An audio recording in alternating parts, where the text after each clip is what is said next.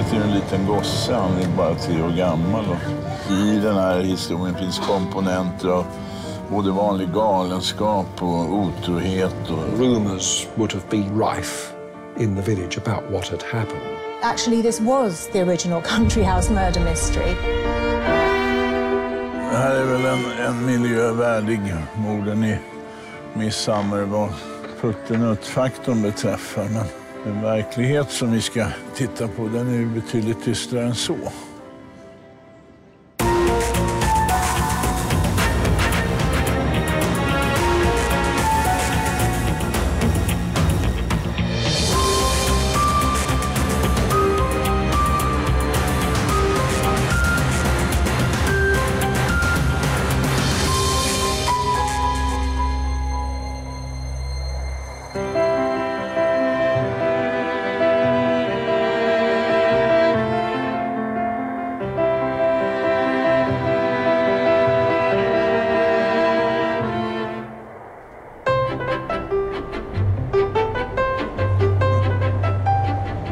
Jag sitter på tåget på väg västerut till grevskapet Wiltshire där det ligger en liten by som heter Road. Och där begicks det ett mord på en liten gosse för drygt 150 år sedan. Det är ungefär följande som har hänt. Mordet har begåtts för 14 dagar sedan. Jag reser nu i aktuell tid alltså. Den lokala polisen har gått bet. Man har vänt sig till Scotland Yard i London för att få hjälp. Och de har skickat en av sina stjärndetektiver som heter Jonathan Witcher. Och nu är han på väg från London till Wiltshire och den här lilla byn.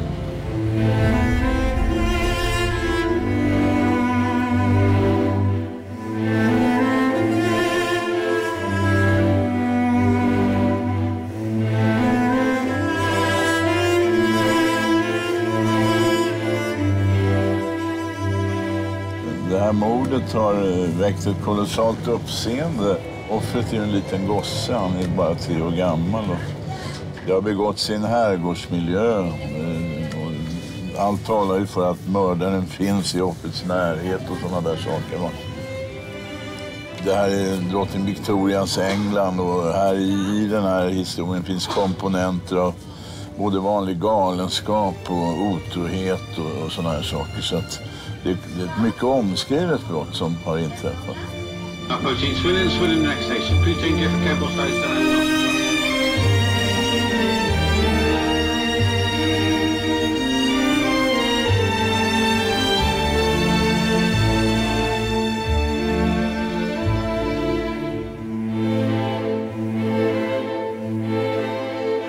In 1860, when the murder took place, Samuel Kent was living in the village of Road on the Wiltshire-Somerset border.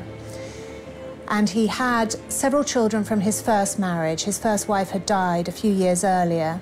Also in the house was his new wife, who was the former governess to the children of the first family. And he had been conducting an affair with her even while his first wife was alive. But after her death, he pretty quickly married her, and they had 3 children, one of which was Saville, the 3-year-old boy who was murdered. Rumours would have been rife in the village about what had happened. So they would have thought that probably Mr. Kent was having an affair with Elizabeth Goff, who was the nurse looking after the children, perhaps. And I think it also fitted in with the belief at the time that people of standing and respectability did not commit murders. Much more likely to be a servant committing a crime than somebody who was well-to-do or a member of his family. When the murder was first discovered, the local police investigated it, but they were so deferential to the family. So the superintendent who was in charge was extremely respectful of the privacy of Samuel Kent, the murdered boy's father.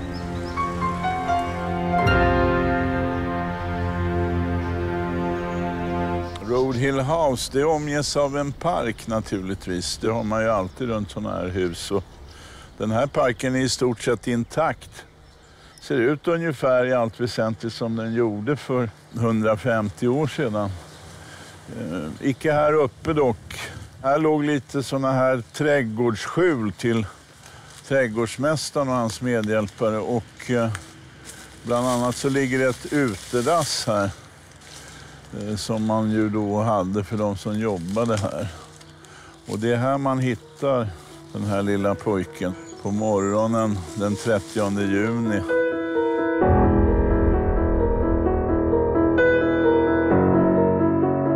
Det är ju barnsköterskan som har kommit in i hans rum på morgonen och upptäcker att han ligger inte i sin säng, han är 3 år. Hon tror då möjligen att han har gått in till föräldrarna och kryper ner i deras säng, för det brukar han göra. Han är något utav favoritbarn i huset. Men sen när de vaknar så där finns han inte heller. Och då utbryter en våldsam aktivitet och man börjar leta efter pojken då. Och så hittas han här.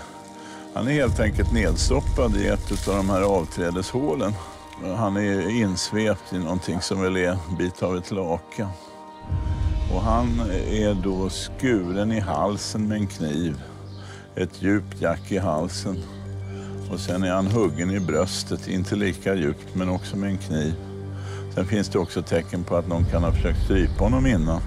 Det finns också blodspår på golvet här i det här utedasset. Och den sannolika bilden är ju då att det är här han mördas.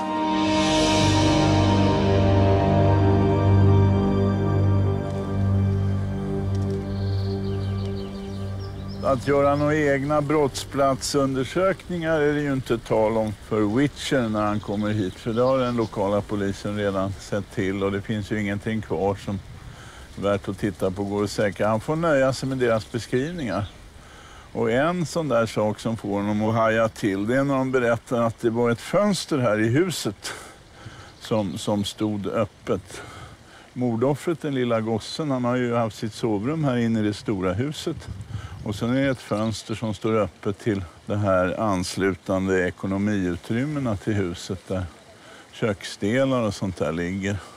Och det är ju den stora frågan i sånt här sammanhang. En litet barn har blivit mördat. Är det så att angriparen kommer utifrån? Eller är det så att det är någon i hans närhet, någon i familjen eller någon i personalen som har gjort det? Och när Witcher då ser det här öppna fönstret, då börjar han naturligtvis omedelbart dra sina slutsatser om hur det här ligger till. Det är nämligen så med det här fönstret att det visar inga tecken på ett inbrott. Alltså det är inte någon som har försökt tränga sig in den här vägen, utan det är precis tvärtom.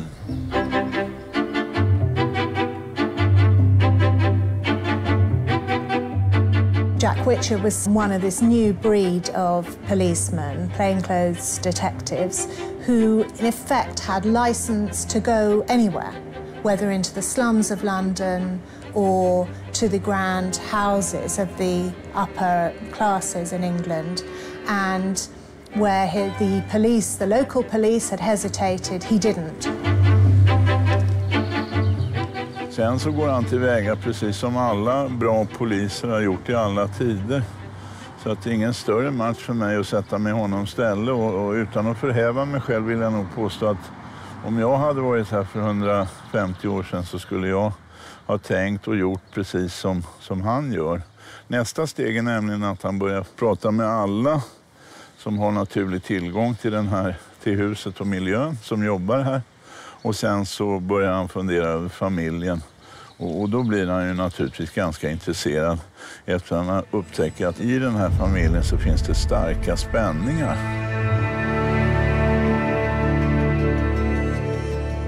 The new wife had in effect raised the two younger children as if she were their mother, while their own mother was alive and supposedly mentally ill, and now had her own family and had risen from being a servant to being the mistress of the house.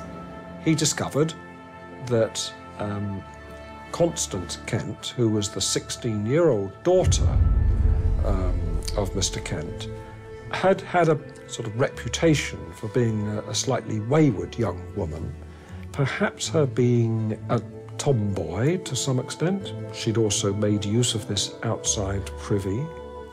There was also the question of a missing nightress. He went even literally through the underwear drawers of the young ladies of the family looking for his evidence, and he fixed on particular a missing nightdress belonging to Constance Kent, which he suspected had been worn and soiled during the murder.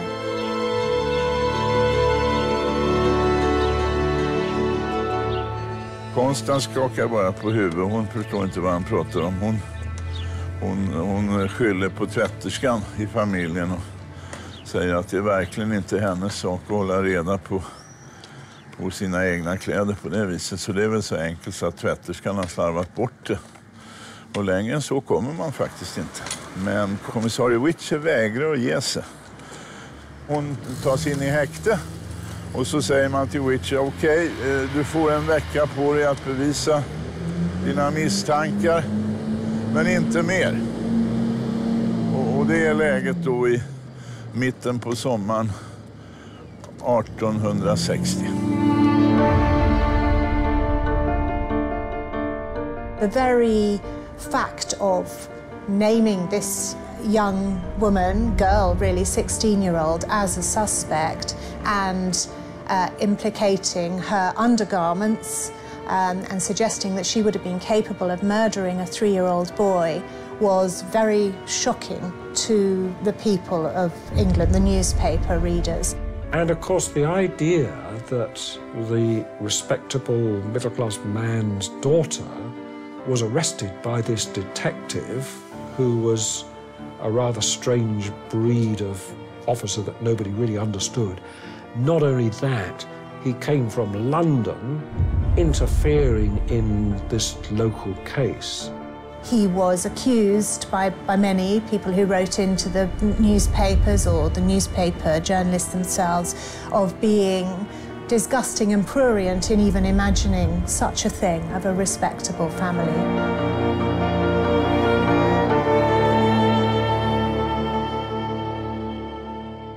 Vi står mitt i den här byn, Road, på Lower Street nummer 19. Och här låg vid den tiden, 1860, en pub som hette Red Lion Inn.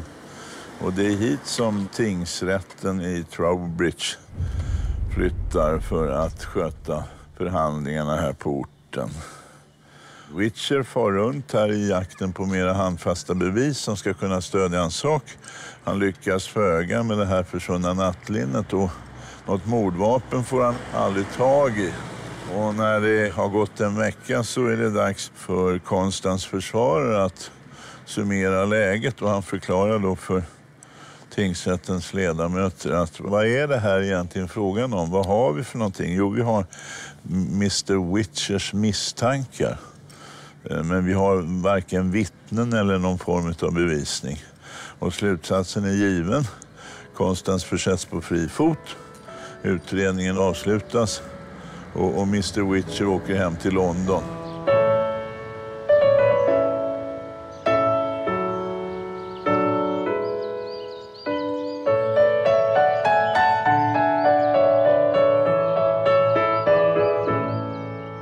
Jag ska besöka lille Savile Kents grav. Han ligger begravd här på kyrkogården i East Cawston.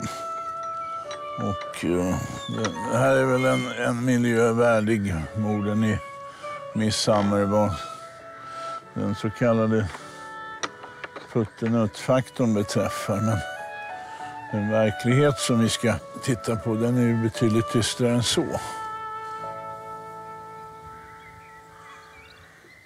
Här är lille Savile Kent begravd. Han var 3 år och 10 månader när han dog Och sen avslutas den här inskriptionen med, det är väl någon slags vädjan skulle man kunna säga. Shall not God search this out, for he knows the secrets of the heart.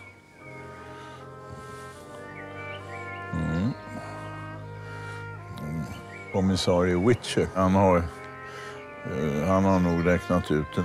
Och jag tror ju också att föräldrarna eller pappan, de har nog sina bestämda aningar om hur det ligger till.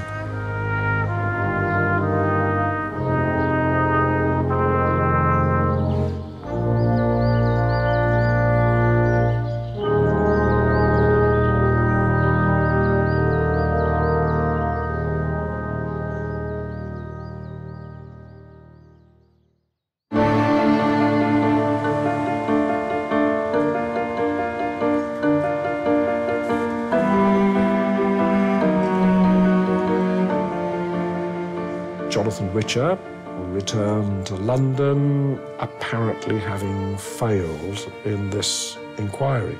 He was really sort of ridiculed and humiliated and disparaged in the newspapers. In the end, he retired young with what was in effect a nervous breakdown. So after 1860, his career was ruined by this case. He had been known as the Prince of Detectives, the most successful detective of his day, but because of his failure to get the evidence to back up his suspicions that Constance Kent was the murderer, he was broken.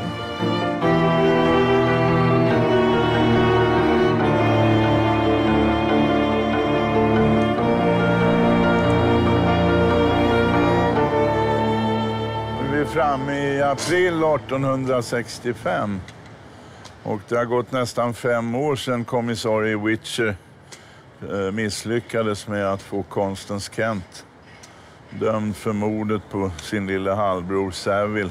Och strax efter det här händelsen så kommer Constance att placeras på en katolsk internatskola för flickor. I april 1865, då dyker hon plötsligt upp här vid magistratsdomstolen på Bow Street. Hon går fram till den vakten som har hand om det hela och så lämnar hon över en handskriven lapp. I, Constance Emily Kent, alone and unaided, on the night of the 29th of June 1860, murdered at Road Hill House, Wiltshire, one Francis Saville Kent. Before the deed was done, no one knew of my intention, nor afterwards of my guilt. No one assisted me in the crime, nor in the invasion of discovery. Hon står inte längre ut med att bära den här skulden. Hon har funderat på saken och kommit fram till att enda sättet att hon sonar sitt brott är att hon lämnar sitt eget liv istället för det liv som hon har tagit. Och då rullas den här historien upp. Hon kommer att bli frihetsberövad och redan dagen därpå så skjutsar man tillbaka henne till Road. Och där kommer man att inleda rättegången mot henne.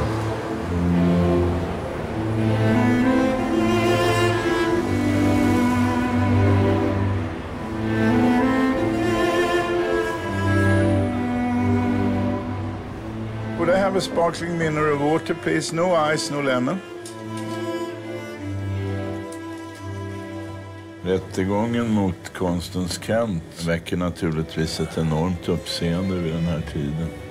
Det hör knappast till vanligheterna i drottning Victorias England att en 16-årig flicka, dessutom från en fin familj, mördar sin lillebror genom att skära halsen av honom, knivhugga honom och sedan försöka gömma undan kroppen genom att stoppa ner den i utedasset ute i trädgården. Det rent praktiska förfarandet anbelangar så är det ganska snabbt avklarat, för Constance har ju lämnat ett fullständigt erkännande där hon berättat hur det har gått till.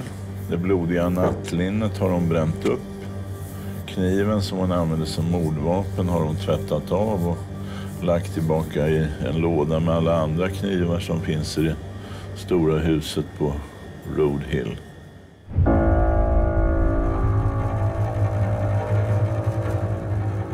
The murder I committed to avenge my mother, whose place had been usurped by my stepmother. She it was who really ruled. Mama died. From that time, my love turned to the most bitter hatred. I vowed a deadly vengeance. At first I thought of murdering her, but that seemed to me too short a pang. I would have her feel my revenge. She had robbed my mother of the affection which was her due, so I would rob her of what she most loved.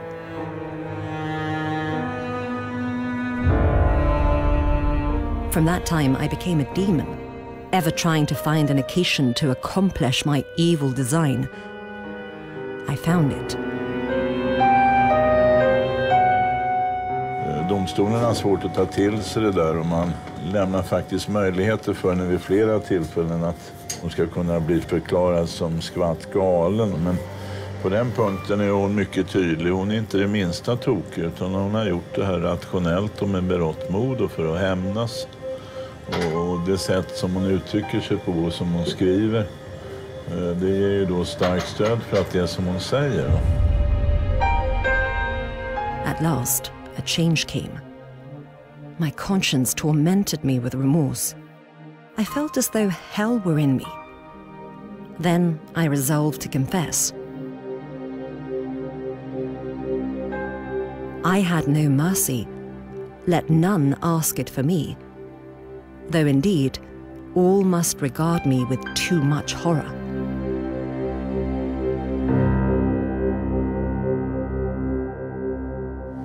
Den lokala domaren då, när han tar på sig ovanpå peruken den här svarta näsduken som betyder att han strax ska kunna en dödsdom, så har detta gått honom så hårt till sinnes att han faktiskt brister i gråt.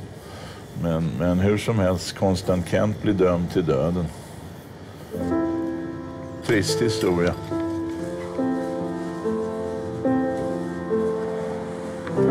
Thank you.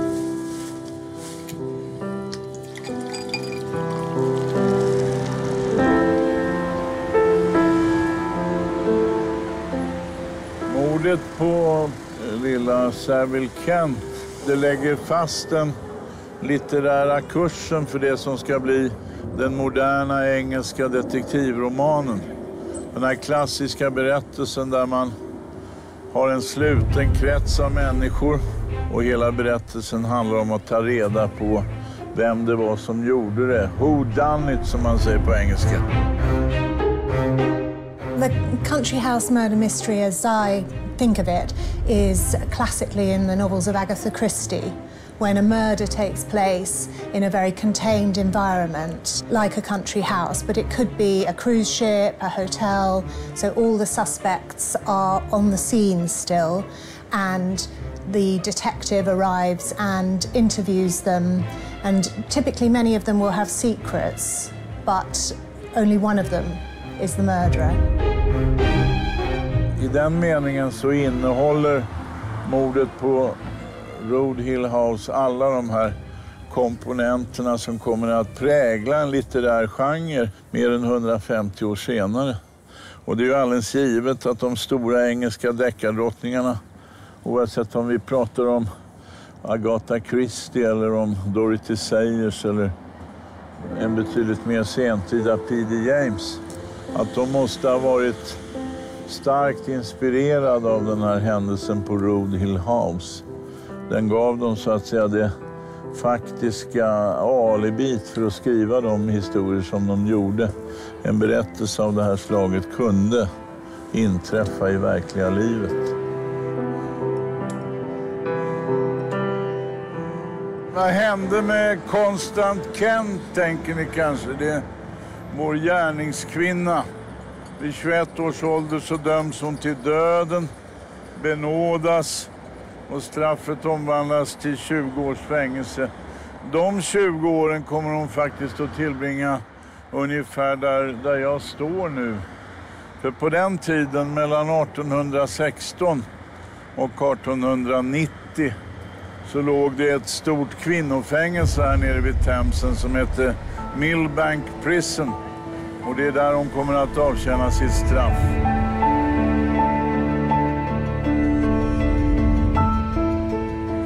Vad hände med vår andra huvudperson, detektiven Mr. Witcher?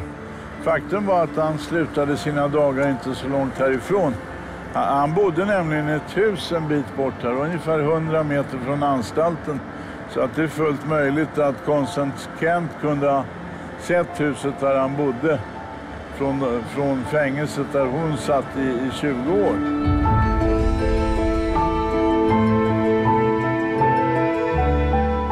Hon avslutar sitt straff 1885 och då emigrerar hon till Australien.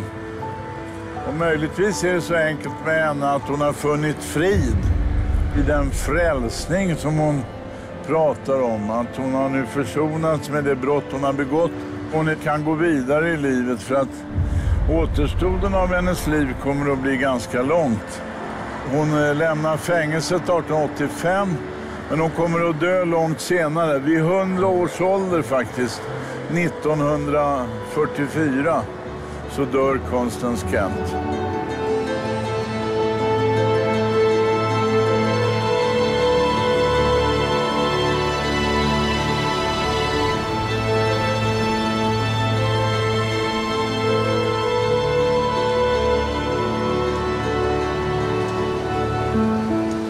Det är utmärkt väder idag. Jag ska fortsätta ta en liten promenad längs Themsen här. Det är lågvatten som ni säkert ser och normalt går ju vattnet halvvägs upp på muren här, men så icke idag.